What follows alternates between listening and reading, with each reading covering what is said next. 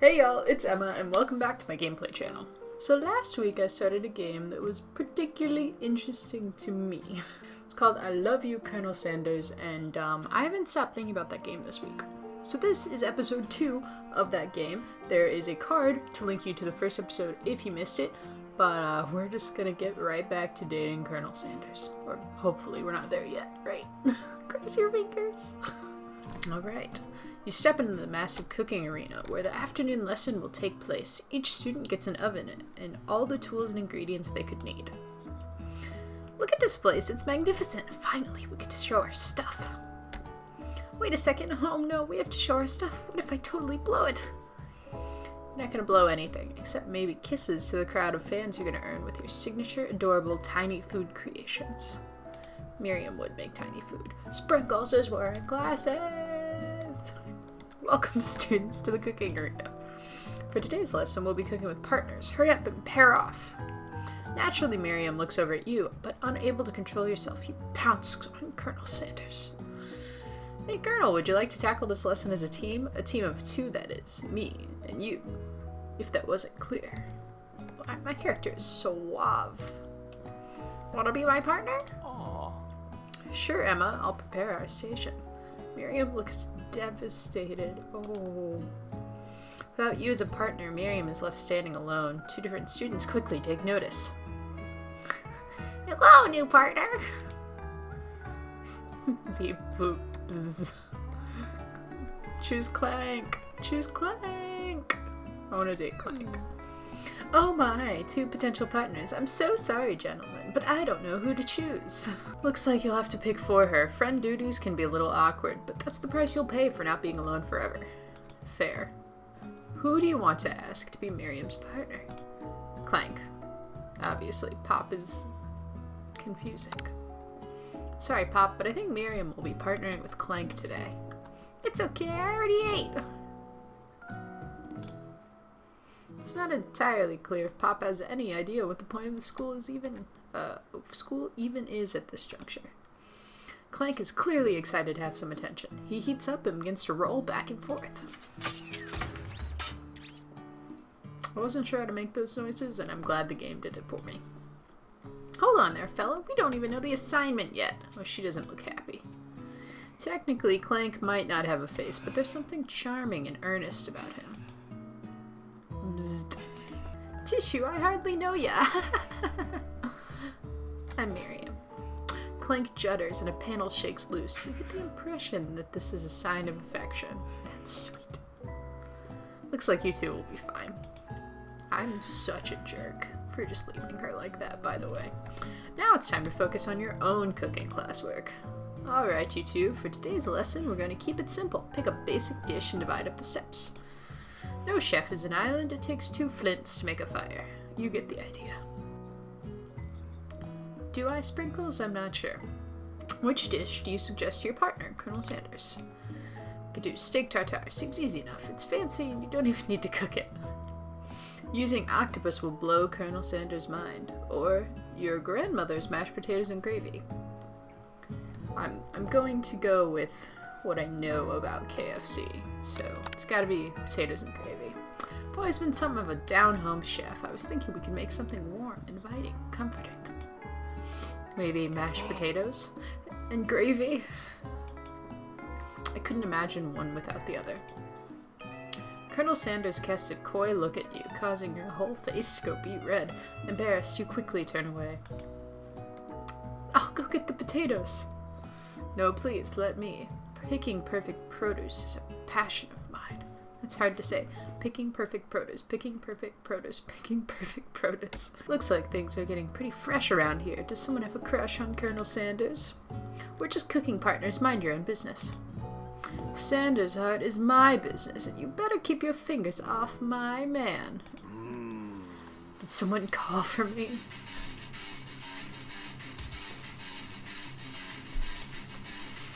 No cheese, Van. While I'm over here crushing Emma's dreams, you're supposed to be taking care of our classwork. That was the deal, remember? Colonel Sanders returns, arms full of peeled potato. He tosses them into boiling water and turns his attention to you and your old friends. This music is so intense. Oh, howdy there, Ashley, Van Van. Are we working in a quartet instead of a duet now? Actually, no. It looked like Emma was struggling, so we offered to give them a hand. You know how it is. These young amateur chefs need a lot of mentoring. I was gonna say, Colonel Sanders, maybe could also teach you a thing or two about fancy food. Maybe one day you might be able to get up to my level. Ha! I doubt it. Van Van would be sick of burn again. Don't be rude, Van Van. Personally, I have no doubts whatsoever about Colonel Sanders' ability to concoct creations worthy of admiration. After all, your fried chicken was quite spectacular. But Colonel, if you ask me, I might make a better partner for you than this thing that has positioned itself at your station. Don't you feel deep down that we can cast complementary shadows? We fit together, like a thigh and a drumstick. It just makes sense. Ashley is trying to intercept my man, and I will not stand for it, okay? Nothing about this makes any sense, but one thing's clear. She's coming for Colonel if you don't watch out. Ashley's really going hard at you. You need to ask for some backup here before things get ugly.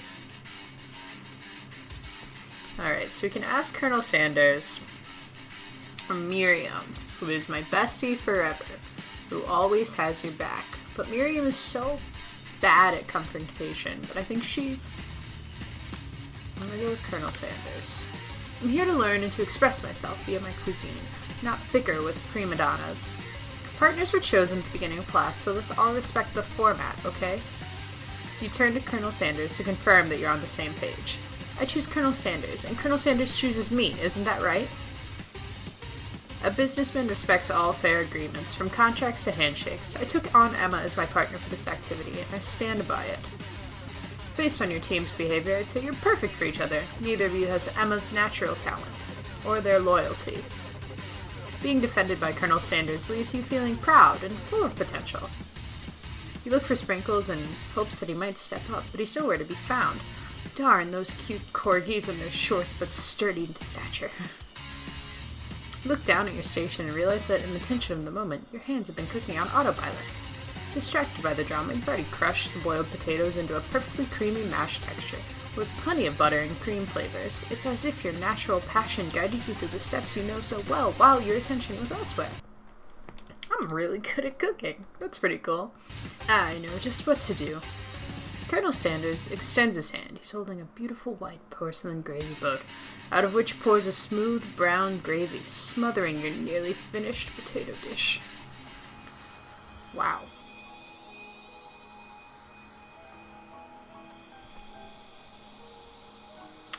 Compliments on the advertising. That looks really good. Gravy flows down the mound of mashed potatoes. The result looks spectacular. Granny would be very proud. I'm charmed. He is charming. Colonel Sanders holds a spork out to you. You reach out and grab hold of it, but he doesn't immediately let go. The two of you stand, holding the same spork. And for that small moment, all of the madness and pressure in this crazy world stops. Your eyes lock. The moment is electric. Time stands still. If you love something, set it free. Together you dig the utensil into the mashed potatoes and lift a heaping sporkful up. When you see Ashley with a sinister look, you know she's plotting against you to be with Colonel Sanders. And then, filled with rage and without thinking, you fling the sporkful of mashed potatoes right into Ashley's stupid, beautiful face. Got him. Van Van, do something! Do something! Scooping up a fingerful, Van Van tastes the dripping mashed potatoes and gravy and realizes it's delicious. Horrified by this revelation, he slinks away. Will he ever be able to cook something with so much love and integrity? Hold on right there, Emma. We do not waste food in the broom cooking area. Colonel Sanders, I expect better from you. If you throw one more spoonful, you'd both better be prepared to eat it from wherever it lands. Can I have potatoes face? Van Van rushes back over, a covered dish in hand. What is he doing? He's like, I'm Van Van, Van Van. That's such a weird... whatever. Mashed potatoes with gravy? Pathetic! In just a few minutes, I prepared a full meal. Gaze upon my specialty, braised tentacle of octopus and my silky saltwater sauce. Plated on a battle axe forged by my supreme chef ancestors. I'm not gonna lie, it looks pretty fantastic. You've ignored me for too long. That ends now. It is I who will have the first bite, and you will all look on with envy. The interrupting student rushes at Van Van and swipes a bite of his signature dish right off the plate. No, don't! Something about this dish doesn't strike my nose quite right. I think the octopus was rushed and may have turned in the process. The results could be toxic. Oh no. Too late. It has been eaten. I think I left something in the oven. Van Van. I don't feel so good. Oh my god.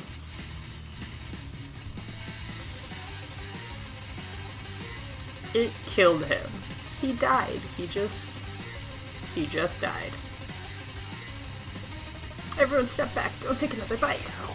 When you look back at the plate, the rest of it's gone. You notice the tip of the tentacle being slurped up in Pop's mouth. This game. Pop winces in pain for just a moment, then is almost immediately back to his obvious self. Oopsie. Tastes like poison. The entire class is gathered to watch Pop's final moments. Shock has frozen the whole crowd. They are motionless as statues. The class bell rings, disrupting the moment and snapping everyone back to reality. It would appear that Pop's enthusiasm for trying new things, despite obvious danger, has inoculated him against poisons of all kind.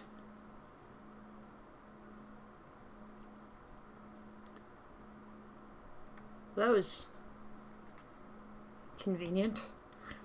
I'm not sure the professors here make enough money. Professors rarely make enough money, Sprinkles. You're doing it for the love of the art. Ghost of student. Hello. I just turned into a ghost over here. Hello. Seeing that you're shaken up by that really annoying student and all of his nonsense, Colonel Sanders approaches you. I'm sorry to go through that. Please, let me walk you home. What? Like, for real? Oh, come on. You follow Colonel Sanders out of the room. At night, the school building has taken on another vibe entirely.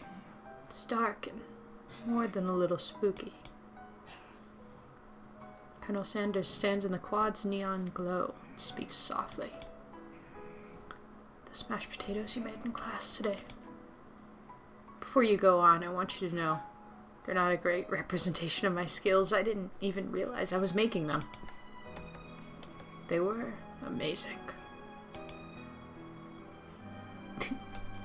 Thank you. Tasting them, it reminded me why I became so passionate about food to begin with. Always like tearing up. I made some good potatoes. Okay. Colonel Sanders is getting choked up. Cooking is obviously important to him in a way that you find inspiring. Now might be the perfect time to tell him that you're developing feelings for him. Colonel Sanders? Yes, Emma? There's something I need to tell you.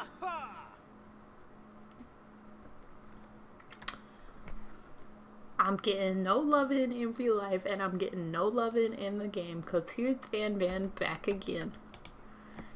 There's something I need to tell you first. Oh, jeez. You see, when I was just a boy, I had a dream that one day I'd be the greatest chef the world has ever seen. Every day since, I've been working towards that dream, day and night, never stopping, never resting, also lifting a lot of weights, like so many weights. We should follow our dreams with all of our hearts, that our souls may grant them like wishes floating on a shooting star. Hey, no, you... Shut up, I'm the one here to say inspirational stuff and be the star of the story. It's very Dragon Ball Z. Goodness. Are we forgetting that your cooking literally killed a guy? You can't prove that. I also saw you kill a guy. What was his name? Somewhere in the distance you hear a long, sad sigh. Forget him, we're talking about me. Me, I'm the hero. Oh.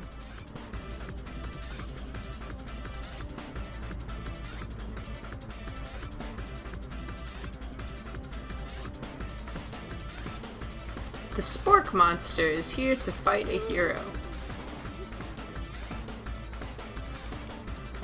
I think they left the fridge door open. Later, nerds. How dare you threaten me as I was letting down my guard and connecting with another chef on an emotional level.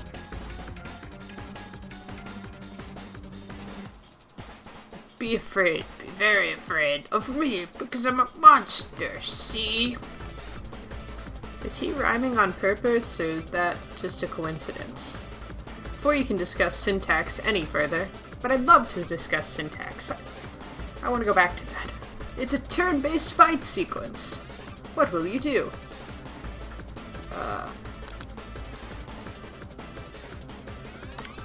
Attack. You decide to go on the attack. Which attack will you use? Cook with love. Cook with love does 1 damage. It just got real. That attack really upset Spork Monster. Spork Monster goes on the attack. They spit hot gravy at you. You take 1 damage. I'll defend. Which defense will you use? Trepidation. You continue to stay back and endure whatever comes your way. Seems like a pretty weird strategy, but okay, sure, you do you. Spork Monster focuses their mashed mind and draws in energy from Mother Earth itself. They grow larger and more intimidating. How will you respond? You decide to go on the attack. Which attack will you use? I will continue to cook with love. Spork Monster is no quitter. Buffed up and ready to rumble, they go on the attack once again. Spork Monster uses Utilitensel. You take 2 damage from the attack. If you take much more damage, you're not going to survive the battle. So, I guess I don't know. Spork Monster is oozing cheese sauce onto the lawn of the quad. I wonder who's going to have to clean that up. Feeling vulnerable, Spork Monster prepares for its ultimate attack, Rounded Edge. Vile villain, your reign of terror stops here. Colonel Sanders summons the energy of 1,000 chickens.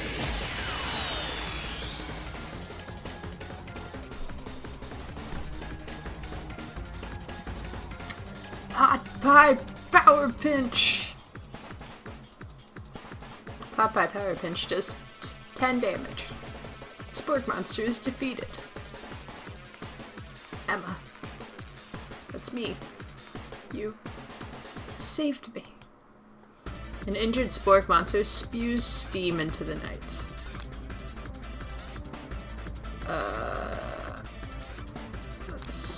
Do we spare or have mercy on him?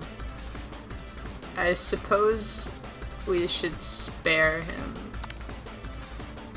You manage to tap down your disgust at the sight of this gnarly beast long enough to realize he is still a living creature with a pure soul who deserves your pity, not your wrath.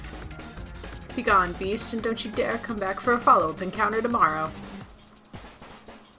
I won't forget this, and I certainly won't be back, like you said. The Spork Monster scuttles off into the night.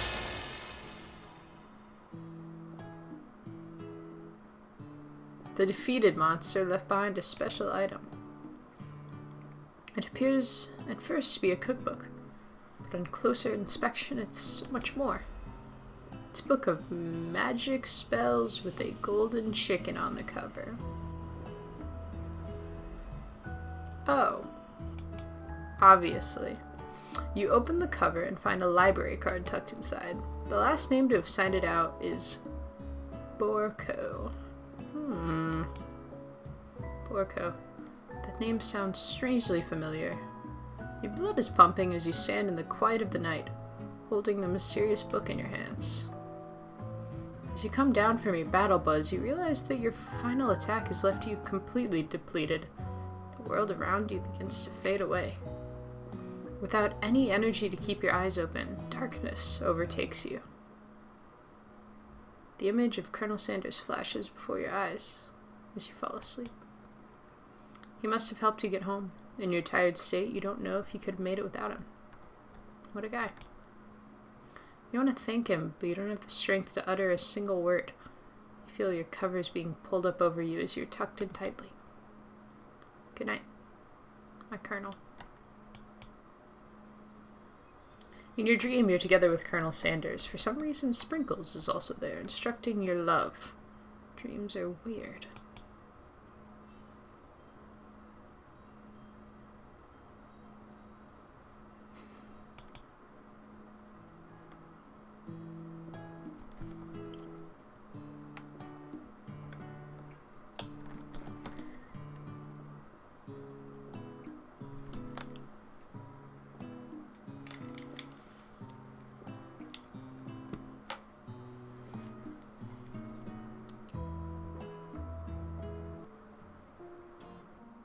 So,